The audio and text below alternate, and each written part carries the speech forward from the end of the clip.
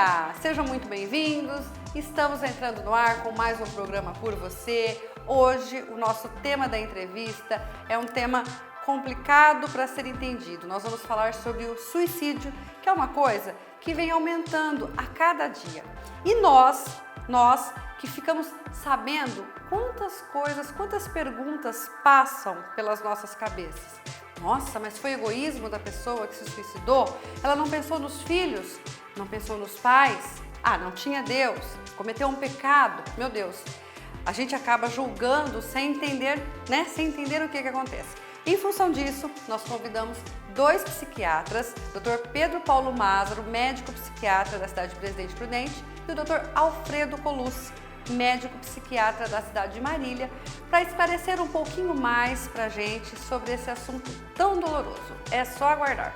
Na atividade física, hoje, o professor Júnior, que é um treinador de atletismo, vai explicar para você como deve ser feita a respiração para quem quer começar a correr. Porque você começa a correr e não tem resistência, você não tem preparo. Então, como é que você deve respirar nesse momento? E no quadro Receita, um delicioso pavê de proteína de soja com muitos benefícios que a nutricionista vai explicar já já. Estamos no ar por você.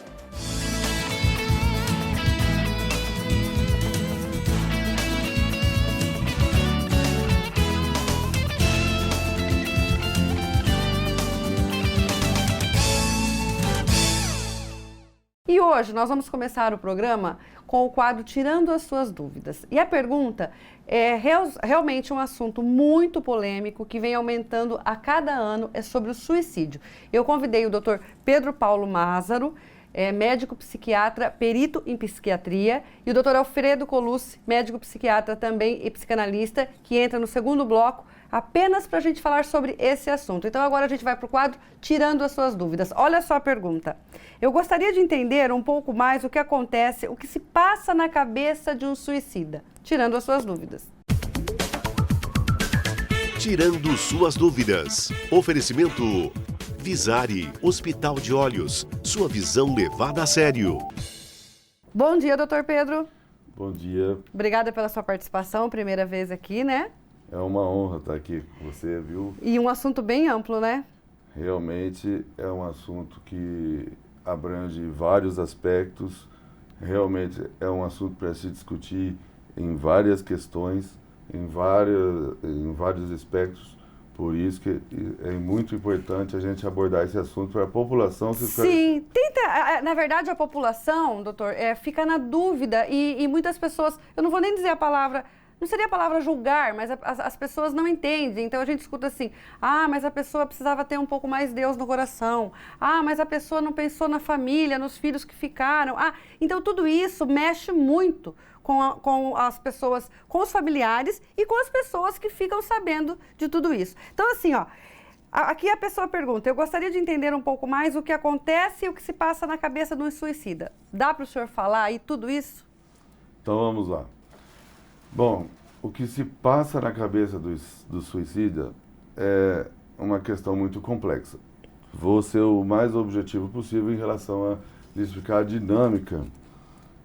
Em relação em primeiro lugar, nós temos que citar que todo paciente que possivelmente pode suicidar-se ou não, ele vem desenvolvendo essa ideia suicida insidiosamente e por ter não só a depressão, como todo mundo acredita, exato, existem outras doenças também que a pessoa entra em uma crise ou um surto psicótico agudo, como a gente diz, por exemplo, numa esquizofrenia, numa fase bipolar, né, da mania do bipolar, no caso, a bipolaridade na fase tanto depressiva quanto na fase que, por não haver o acompanhamento com o especialista, ocorre o fato de que, às vezes, ele permanece com o mesmo remédio ou toma de forma irregular e aleatória, e isso provoca o surto psicótico. Aí a pessoa despersonaliza, como a gente chama. Ela sai da realidade, ela perde a crítica dos próprios atos. Não é porque não tem religião, porque tem muitas pessoas religiosas que têm depressão, não é porque não pensou no nos filho. filhos. E eu vou dizer, foi por um motivo X, foi por um motivo Y, que ele teve um trauma e isso fez com que ele se suicidasse. Isso só é um fator intensificador de uma questão já pré-existente. Ele já era doente. Mas existiu esse fator, então, intensificador. O fator, se não fosse esse, iria ser um outro. Olha, ok. Esta é a questão. Porque nós sabemos que é puramente neuroquímico. E é realmente uma doença seríssima. É uma doença, não é uma frescura, não é... As pessoas costumam dizer que a pessoa, né, não quer ter atividades, ela fica realmente sem prazer nas atividades que realiza e, como eu disse, entra no índice também os casos que a pessoa, não só a depressão, como a bipolaridade, como a esquizofrenia, se não tem o acompanhamento correto, como eu estava dizendo, que aí entra a questão da saúde pública. E esse acompanhamento tem que ser por um psiquiatra. Por um psiquiatra, porque se você vai tomando o mesmo remédio sempre, ou pega da vizinha, ou é banalizado assim, o uso indiscriminado de antidepressivos que a gente vê, ele pode induzir a um surto psicótico, a pessoa pode desorganizar o pensamento, ela não sabe o que está fazendo, perde a crítica dos seus atos e ela se suicida. Bom, e como o nosso tempo, infelizmente, é curto e o assunto é bem amplo, deixa então um recado para os nossos telespectadores em relação aos sinais que a família tem que ficar atento. Olha, como a gente está conversando aqui, os sinais são múltiplos, é multifatorial, como a gente está conversando. Mas por isso que é difícil especificar, não é uma receita de bolo que são tais sinais. Não, mas a pessoa demonstra que não está tendo prazer nas atividades que realiza, ou está muito eufórica, porque muitas vezes a depressão vem da tolerância de uma ansiedade pré-existente também, porque a pessoa está com depressão, às vezes é um episódio depressivo por tolerar a ansiedade muito tempo. Certo. Aí ocorre o esgotamento neuroquímico, que vem a depressão, a família desvaloriza aquela dor, que é uma dor que não se vê, certo. Mas aí a importância do especialista estar abordando o paciente, ter crítica de que tem que ter um apoio familiar, tem que ver o psiquiatra como médico, tá? O médico que vai cuidar, e não achar que porque melhorou é que pode parar remédio. Está bem porque está tomando. E, além de tudo, o tratamento concomitante com a psicoterapia, que também é muito bom, né? Que não é só a parte medicamentosa e nem só a parte psicoterápica, é um trabalho conjunto. É isso que, a nível de prevenção, é a solução que, em determinadas regiões focais, é que devemos atuar a nível de saúde pública para tentar diminuir esse índice exorbitante que o Brasil, ele tem um suicídio a cada 40 segundos, mundialmente falando, no Brasil também é a mesma estatística, tá? E a maioria são jovens de 19 a 29 anos, em média, que são em maior incidência, que é a segunda causa de morte desses jovens, que só perde para a violência. Então, a gente tem que se preocupar com essa questão de saúde pública. Sem dúvida. Por isso que nós devemos estar explicando, esclarecendo as pessoas. Esse é o objetivo, esse é o nosso objetivo. A psiquiatria é uma neurociência e tirar esse preconceito, principalmente de familiares, amigos, e da própria pessoa de estar procurando o profissional. Bom, mais uma vez, muito obrigada pela sua participação e agora eu conto com você mais vezes. Agora você já aprendeu o caminho aqui do SBT, ok? É uma honra estar aqui, viu? Eu virei com o maior prazer quando convidado. E você não sai daí não, porque nós vamos para um breve intervalo e no próximo bloco a gente continua falando sobre esse assunto com o Dr. Alfredo Colucci, psicanalista e médico psiquiatra, que vai abordar de um aspecto diferente esse mesmo assunto. Não sai daí não que eu volto já.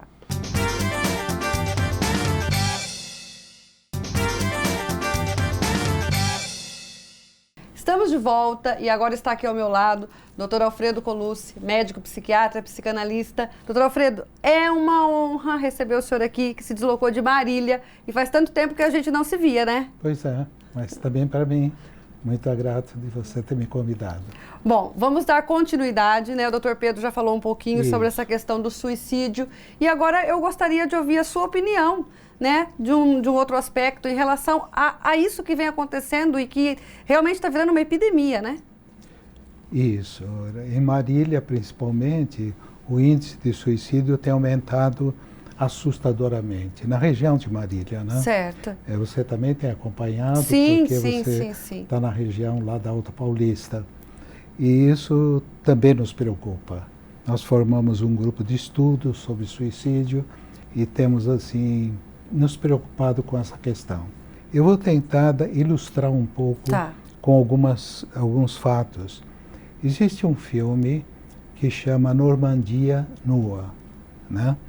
É um filme que eu aconselharia ler, estudar, ver, porque ele mostra exatamente que é uma tentativa de suicídio, mas é uma tentativa frustrada à medida que a comunidade se reúne e se organiza no sentido de proteger o indivíduo.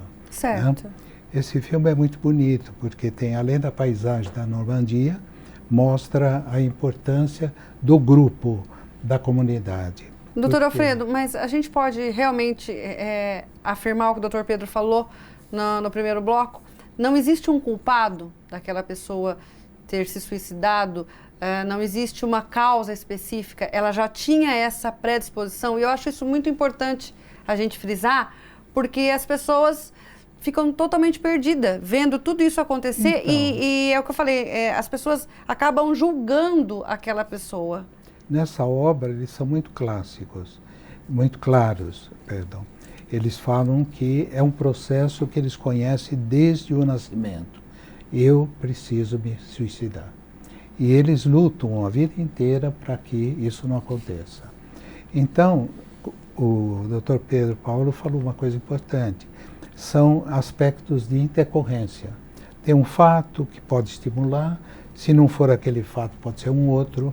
Mas de um jeito ou de outro vai acontecer. Um processo que se instalou de uma forma muito precoce dentro da mente, instalando uma mente que não tem uma capacidade triádica, uma capacidade de funcionar num aspecto tridimensional. Isso é muito importante que o senhor falou. Ela é uma mente que funciona num sistema binário. É uma lógica diferente da nossa, em que o outro tem um compromisso com o outro. Há vamos chamar, um certo egoísmo. Eu. E ela não tem a capacidade de pensar no outro. Não, porque existe um sistema que não cabe ao outro. É um sistema onde apenas existe o sistema de dois, como um computador 1-0, né?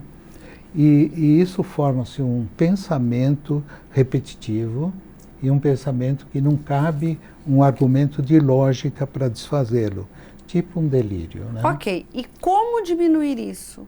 Como ajudar essa situação? Então, o único jeito que a gente poderia buscar, e eu acho que eu agradeço você estar fazendo esse programa, porque é clarear a população de que um antídoto quando eu falei no começo, eu falei que os suicídios acontecem quando existe ou uma contaminação ou uma dispersão do grupo.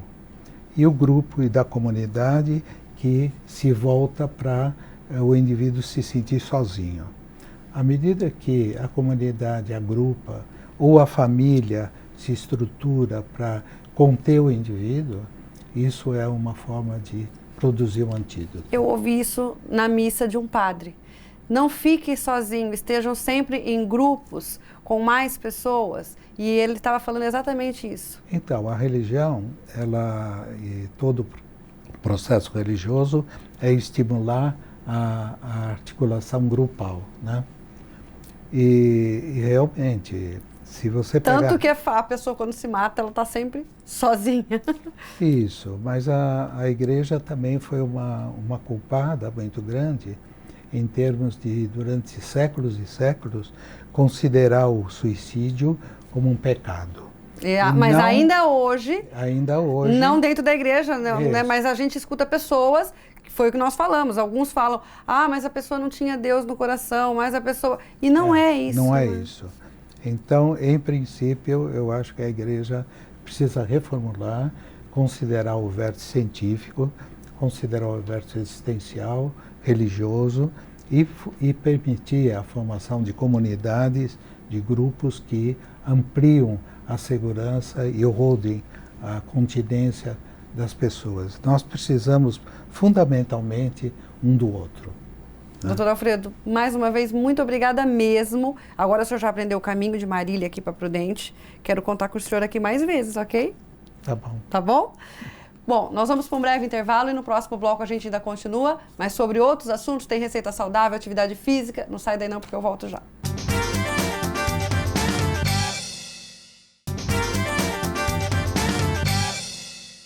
Estamos de volta e você já pode pegar papel e caneta para você anotar a receita de hoje. Eu estou super curiosa, é um pavê.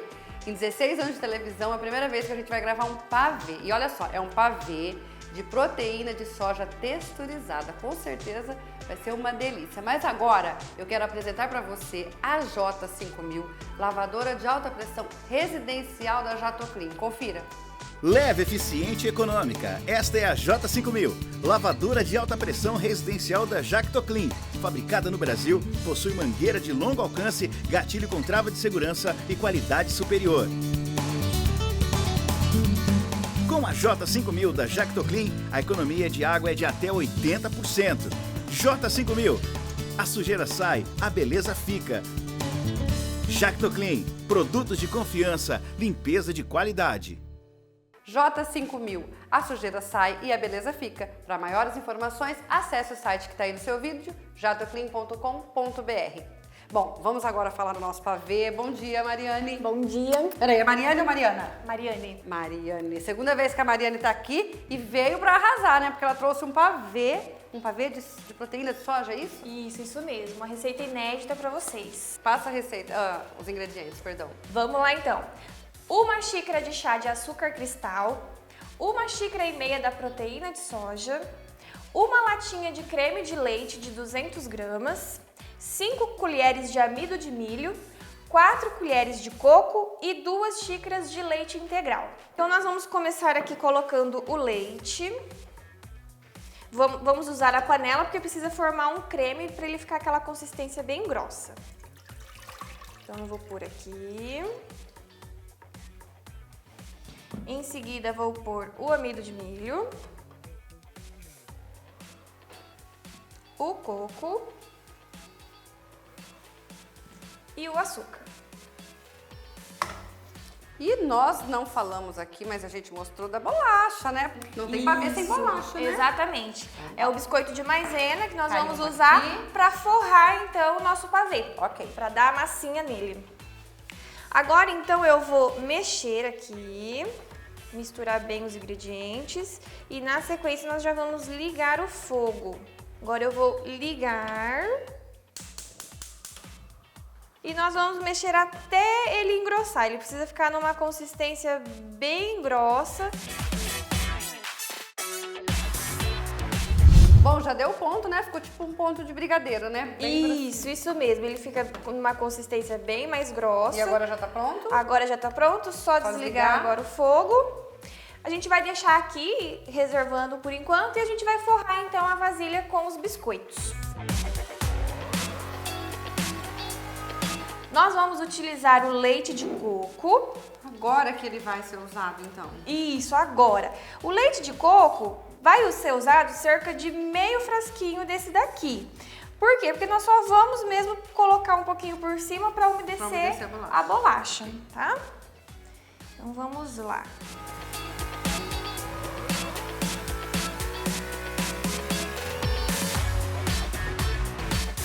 Agora, pessoal, nós vamos usar, né? Vamos, então, acrescentar o creme de leite. Lembrando que são 200 gramas, então, 200 ml do creme de leite. A gente pode colocar tudo de uma vez aqui dentro da panela. Com a panela desligada, né? Do fogo. Com a panela desligada mesmo.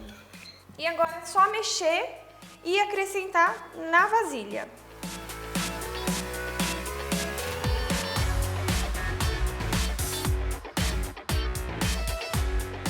Agora eu vou colocar invertido as bolachas, para aqueles lugarzinhos que ficaram vazios, ser preenchido. Isso. Vou colocar novamente o leite de coco.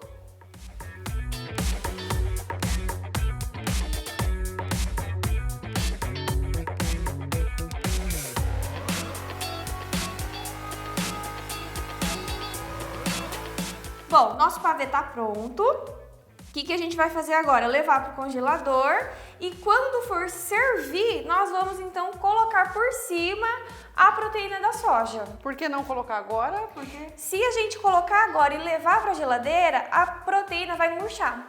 Ela não vai ficar gostosa, vai ficar borrachuda. Quanto tempinho de geladeira? Se deixar no congelador, cerca de 2 horas mais ou menos. Se deixar na geladeira, né, no refrigerador mesmo, aí tem que deixar um pouquinho mais, umas 5 horas mais ou menos, para dar uma gelada. Então, vamos pro congelador. Vamos lá. Olha só, nosso pavê aqui. E aí, Mariane? Agora a gente coloca tudo ou coloca separado? Como é que faz com a proteína? Então, como você vai provar agora, né? O ideal é colocar somente na sua. E o restante, conforme for consumindo, e acrescentando.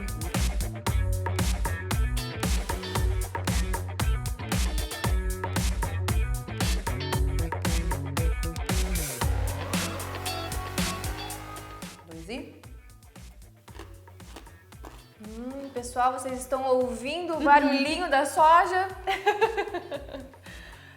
Muito bom. Aprovado? Muito bom. Que bom. Obrigada, viu?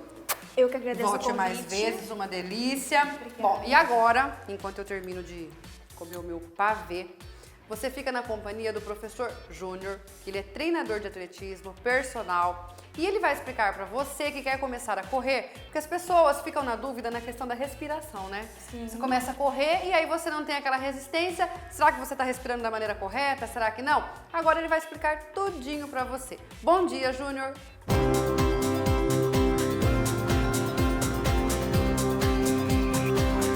Atividade física.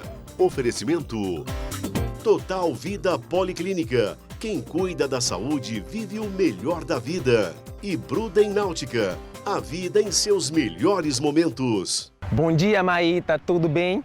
Hoje eu vou falar de uma questão que muitas pessoas me perguntam a respeito da respiração. Se existe uma técnica correta para respirar durante a corrida ou se existe uma maneira de cansar menos durante a corrida. Então, para iniciar uma atividade de corrida, é interessante que você esteja com vestimentas adequadas, com tênis macio de preferência e também iniciar fazendo um leve aquecimento. Eu vou mostrar aqui o Diego fazendo um leve aquecimento. Sempre procurar uma postura do corpo adequada, coluna em uma posição ereta e fazer um alongamento de acordo com o seu nível de costume para essa atividade. Alongar os membros superiores, mas principalmente alongar os membros inferiores, que são os membros que estarão realizando a atividade, principalmente coxas e alongar também as panturrilhas, que elas estarão muito ativas na hora da atividade física.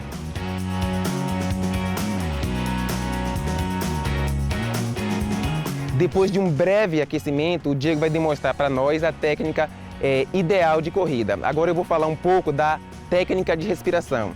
Essa técnica específica de respiração para cansar menos, ela não existe, porque a respiração é uma ação involuntária. Então você não pode pensar na respiração na hora da corrida. Ou seja, você vai respirar da forma natural.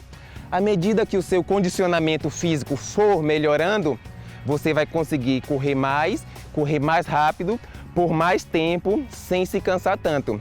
Agora a gente pode também prestar atenção à maneira que o Diego está pisando e também prestar atenção à postura do tronco. Braços sempre em 90 graus, levemente relaxados e principalmente a entrada do pé no solo. Sempre tentar entrar com o pé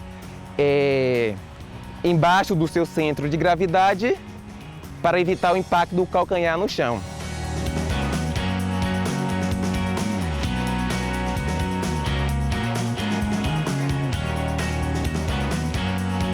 Outra coisa muito importante para quem quer de fato iniciar na corrida é procurar um médico, fazer seus exames de rotinas para ver se está tudo bem para começar a atividade física. Muito importante também na hora da atividade física é estar alimentado, de preferência uma alimentação leve que não atrapalhe durante a corrida e também estar hidratado, e aí você está totalmente apto para começar a sua rotina de corredor e com isso emagrecer, ficar mais saudável e melhorar a sua qualidade de vida.